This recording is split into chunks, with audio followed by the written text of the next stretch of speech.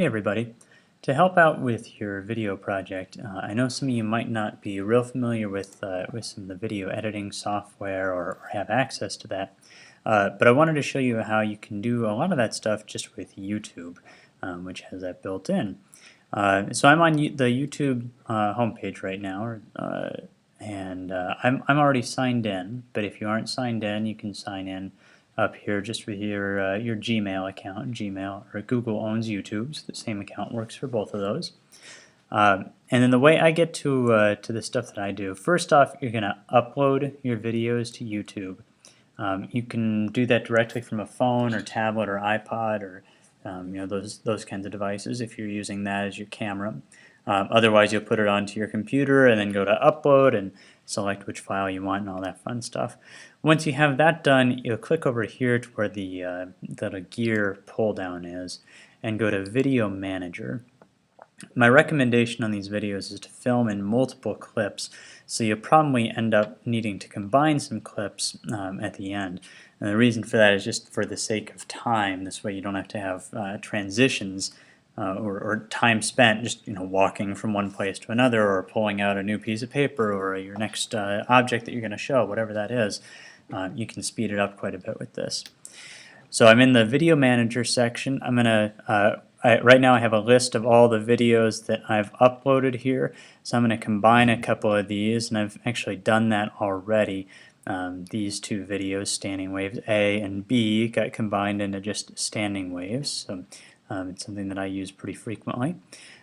So to do that, you're going to go to Creation Tools over on the left side, and once Creation Tools opens up, the default is the audio library. We want the video editor though.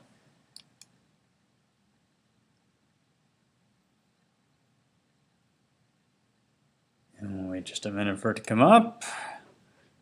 Video editor. Okay, here we go. So then this is going to be populated with all the videos that you've uploaded, or at least the most recent ones that you've uploaded. So you can select which ones you want to include.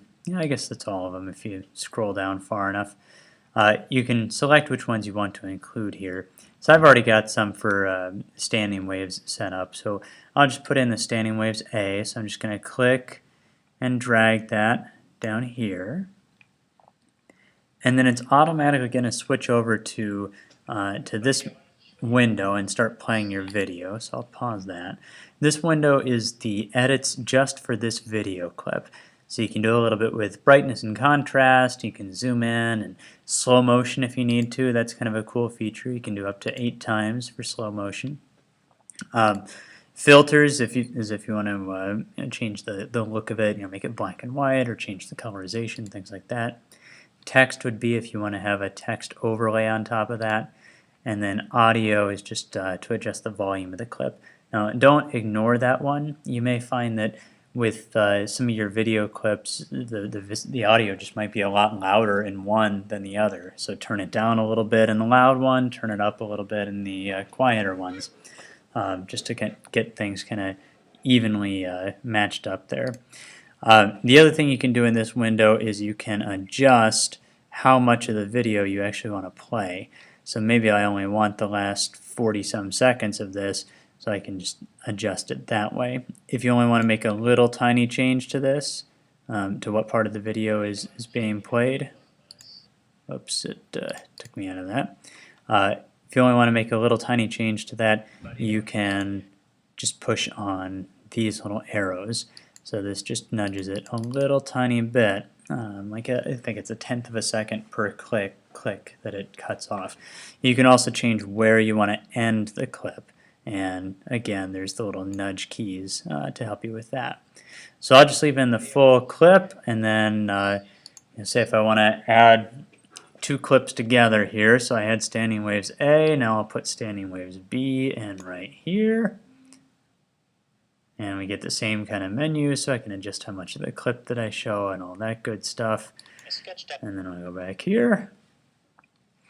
And it's going to show you the most up-to-date version of the video in this window, so you can see what you've done so far. Other options you can do from this main menu, you can add it can mess with the closed captioning on this, or sorry, Creative Commons videos. Okay, so if there's something in here that you think would be useful to include in your explanation, you can include those. Those are all free to use. The photos, if you take pictures that you want to use, you can put those in place here. So maybe you just spend 15 seconds of your video showing a picture on here and talking over that, or having some text overlaid on top of that. If you want to do a soundtrack to your video, these are some of the free ones that are available. I'd caution you with these, if you do a soundtrack, make sure that it's not going to distract from what's going on with the other audio. I don't really especially want you to have a soundtrack, but if you feel like there's something compelling you to do so, or if it's really relevant to what you're doing with the video, go ahead, just make sure it's quiet enough while you're talking that we're not going to be focusing on the soundtrack instead of on your speech. This one is for the transitions, and so if I wanted to do something like a slide in between these two clips, I just click that and drag it over. And then when I move the playhead over here, oops, there we go, we'll move the playhead to that transition.